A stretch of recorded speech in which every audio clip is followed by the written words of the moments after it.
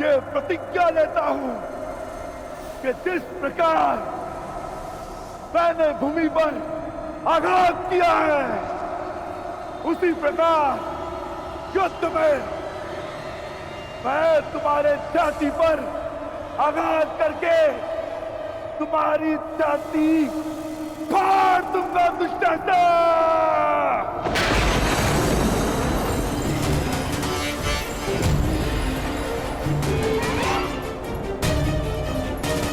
तुम्हारे छाती के लहू से याज्ञसेनी के केश धोऊंगा।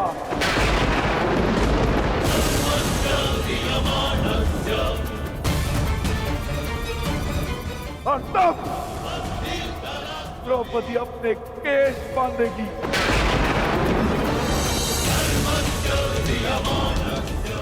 तुम्हारे छाती का लहू पीकर मैं अपनी प्रतिज्ञा पूरी करूंगा।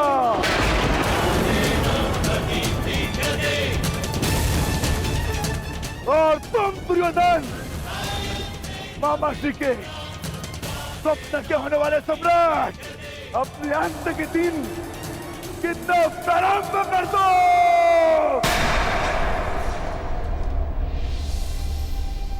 दुर्योधन, मुझे तो भय लग रहा है भीम का।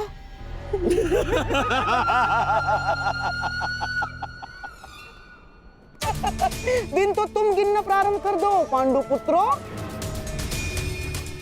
और हाँ, ठीक से दिन, प्रहर और क्षणों की गणना करना।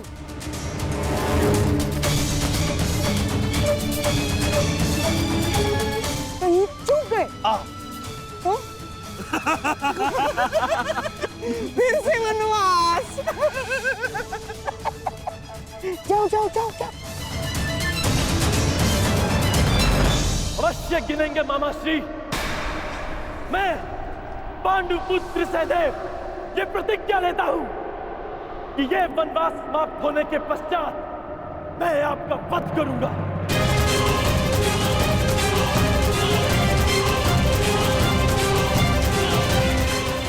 मेरा वध?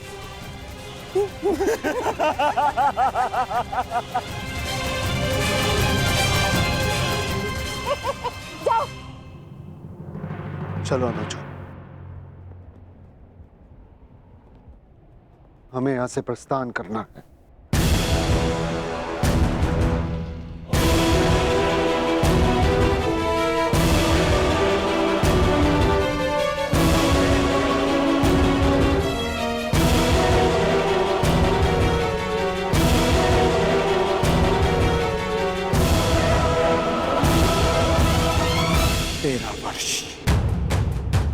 स्मरण रखना, और तुम भी स्मरण रखना कि 13 वर्षों के पश्चात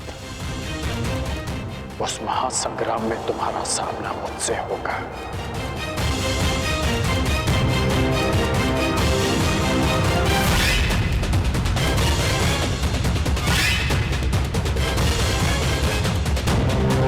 आओ मेरे सम्राट, पांडवों के इंद्रप्रस्थ को अब दुर्योधन की विजय का प्रतीक बनाते हैं। आओ।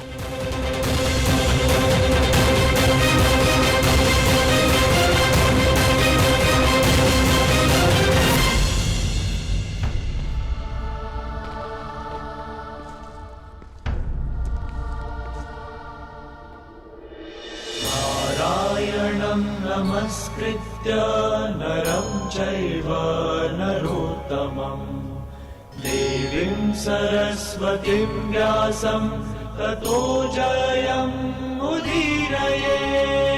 नारायणं नमस्कृत्य नरं चैव नरोत्तमं देवीं सरस्वतीं व्यासं ततो जयमुदीरयेत्।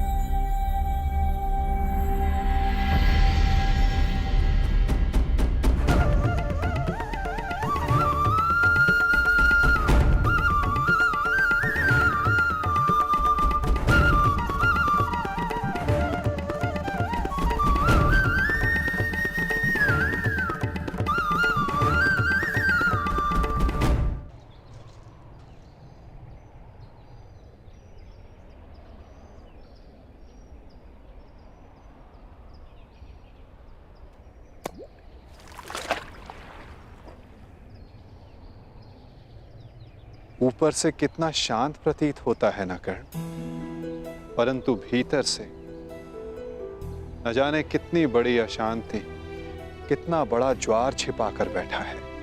आपने मुझे जल की अशांति के विषय में बताने के लिए तो नहीं बुलाया केशव। जल की बात कौन कर रहा है कर्ण? मैं तो मनुष्य के मन की बात कर रहा हूं।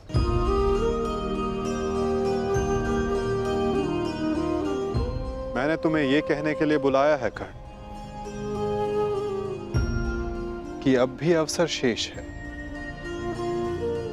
अपने मन की शांति पा सकते हो तो बोलो कर्ण, इतना बड़ा अनर्थ देखने के पश्चात भी क्या तुम अब भी दुर्योधन का पक्ष चुनोगे? किसका पक्ष चुनो केशव? किसने उचित किया, किसने अनुचित? किसने धर्म किया, किसने अधर्म? कौन था उस सभा में जो उस पाप के लिए उत्तरदायी नहीं था? हाँ, इस अनर्थ के लिए दुर्योधन अवश्य उत्तरदायी था, परंतु पांडव भी कम दोषी नहीं थे। सब दोषी थे।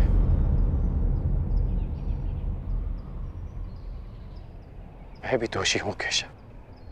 तुम अब भी प्रायश्चित कर सकते हो कर्ण।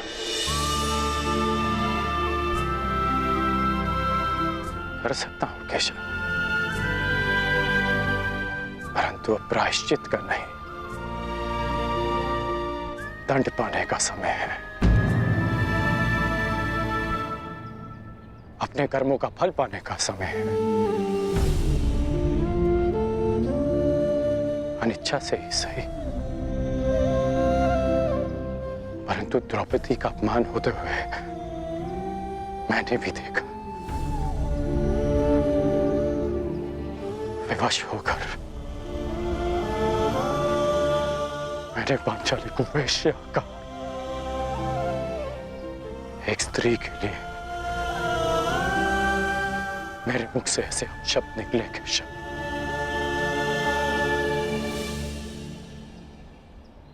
अब उसका विषपान भी तो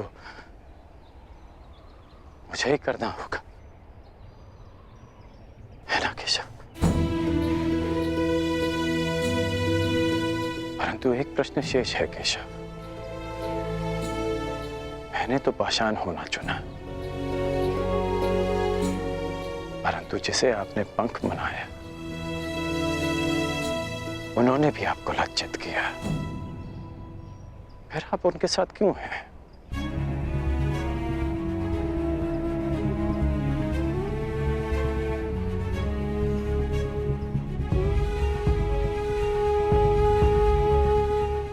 यही प्रश्न उस पंख ने भी मुझसे किया था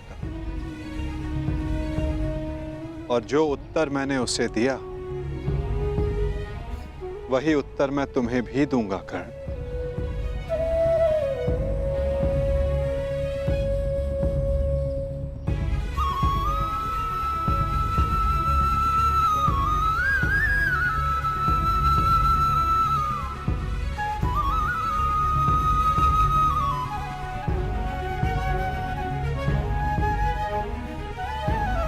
मैं किसी के साथ नहीं हूं कर्ण। मैं केवल विरोध में हूं, हर पाप के, हर अत्याचार के। मुझे मेरे प्रश्न का उत्तर मिल गया केशव।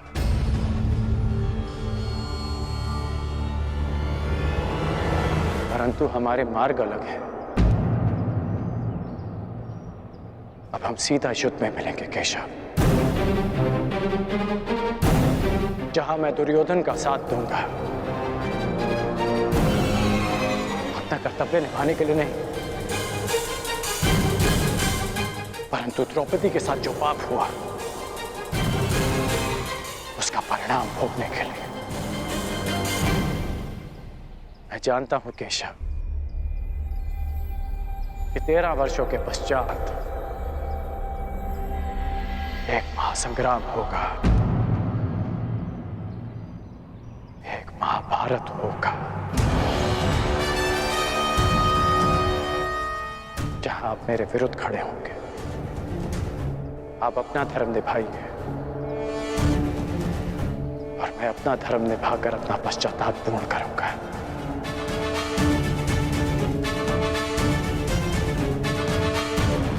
बड़ी बात केशव। न्यायानाम् अधिकाराणां प्राप्त्यर्थं साम्राज्यार्थं न्यायानाम् अधिकाराणां प्राप्त्यर्थं साम्राज्यार्थं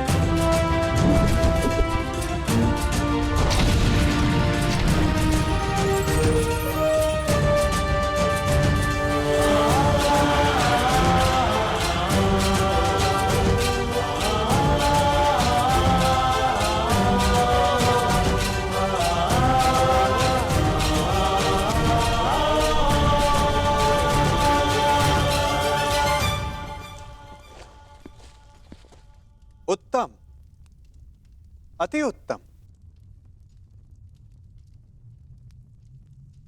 प्रतीत होता है कि वनवास का प्रवास आप पांचों भाइयों को बहुत भा गया है।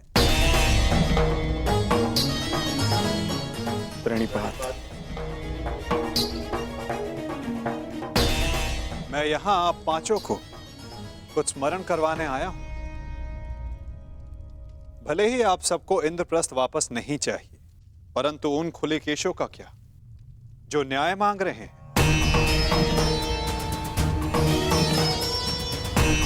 इस भांति वनवास के प्रवास का आनंद उठाकर आप इन खुले केशों को न्याय दिलवाएंगे।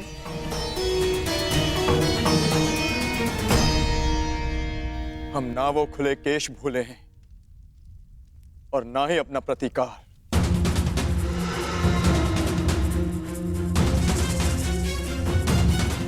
हम युद्ध की तैयारी कर रहे हैं माधव। जो युद्ध होगा वो ऐसा युद्ध होगा जो ना आज तक कभी हुआ है और ना कभी होगा।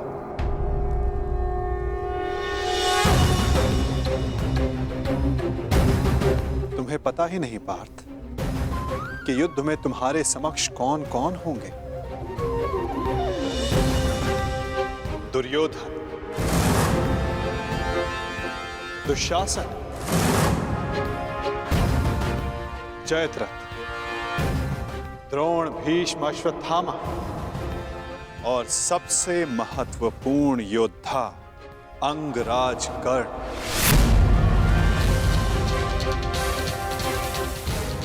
ये एक भीषण युद्ध होगा और इस युद्ध की तैयारी भी भीषण करनी होगी पार्थ।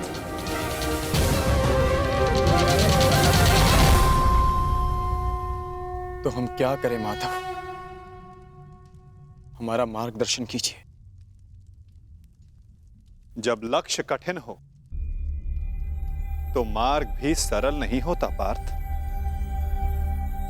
एक कठिन मार्ग से जाना होगा, एक कठिन यात्रा करनी होगी पार्थ।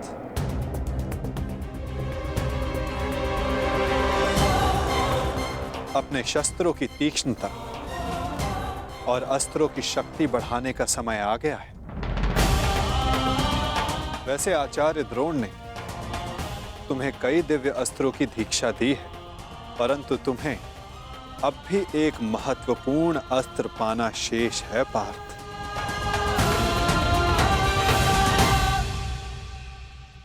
पशुपतास्त्र।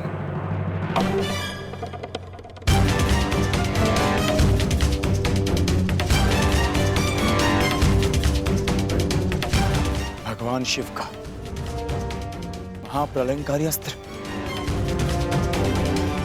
हाँ पार्थ, भगवान शिव को प्रसन्न करो, कैलाश जाकर उनसे इस महान अस्त्र की दीक्षा लो।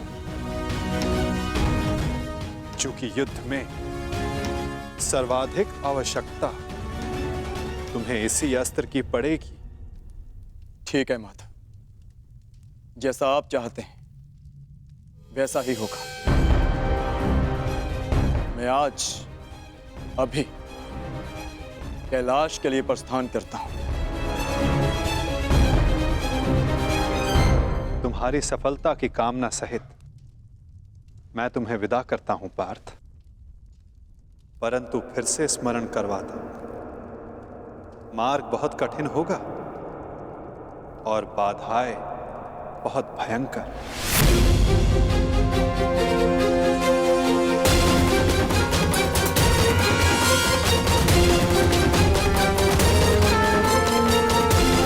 द्रोण ने तुम्हें कई दिव्य अस्त्रों की दीक्षा दी है, परंतु तुम्हें अब भी एक महत्वपूर्ण अस्त्र पाना शेष है पार्थ। पशुपतास्त्र। परंतु फिर से स्मरण करवाता हूं, मार्ग बहुत कठिन होगा और बाधाएं बहुत भयंकर। परंतु आपने कहा था ना माधव, यदि लक्ष्य कठिन हो तो मार्ग सरल नहीं होता। आज्ञा दीजिए माधव। यशस्वी भव।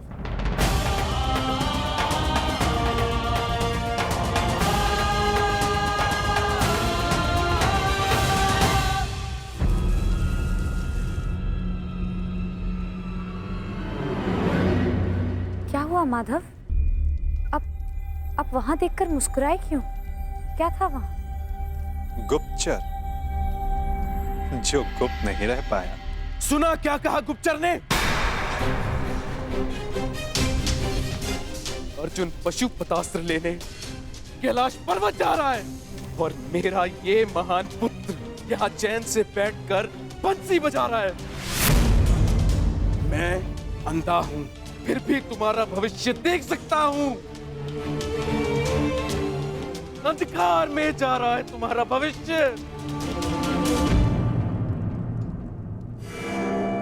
महाराज, आप व्यर्थ ही चिंता करते हैं। अर्जुन का कैलाश पर्वत पहुंचना सरल नहीं होगा। अस्त्र पाना तो बहुत दूर की बात है। अच्छा, तुम भूल रहे हो गांधार राज, अर्जुन बली है, हठी है, पराक्रमी है। यदि उसने वो अस्त्र पा लिया तो तुमने उसे रोकने की क्या व्यवस्था की है?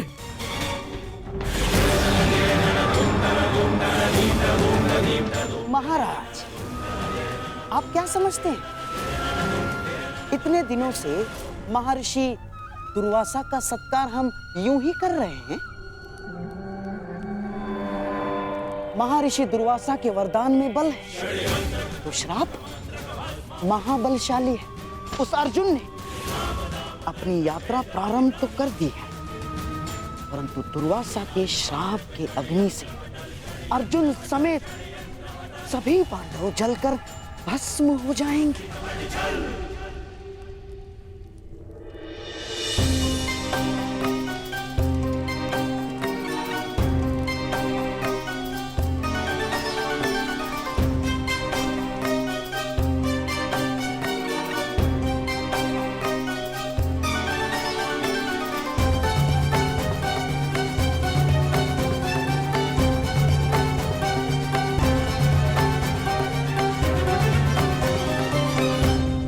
प्रणाम महर्षि।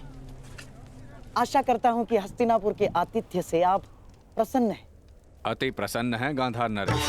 आपके भांजों के परिश्रम और सेवा से हम अत्यधिक प्रसन्न हैं। वरदान मांगो।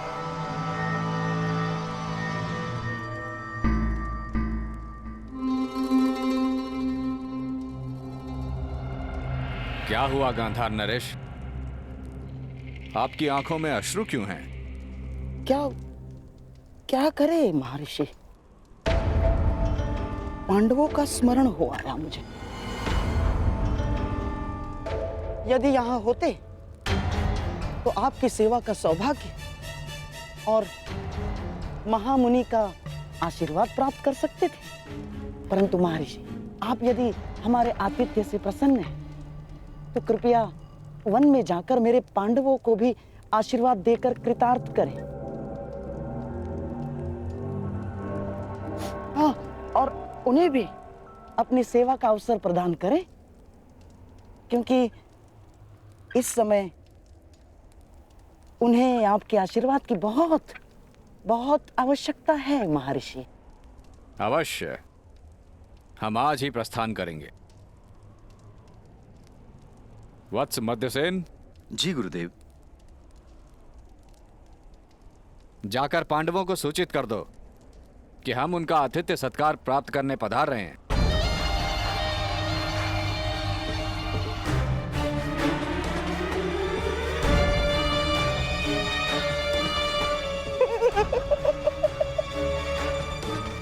भूखे ब्राह्मण के श्राप से अधिक विध्वंस कुछ नहीं होगा दुर्योधन। और विशेषकर तब जब ब्राह्मण दुर्वासा जैसा हो, जिनका क्रोश और श्राप दोनों उनके वश में नहीं होते। बेचारा अर्जुन पशुपतास्त्र पाने से पहले दुर्वासा मुनि का शापास्त्र पा लेगा और उसमें भस्म हो जाएगा।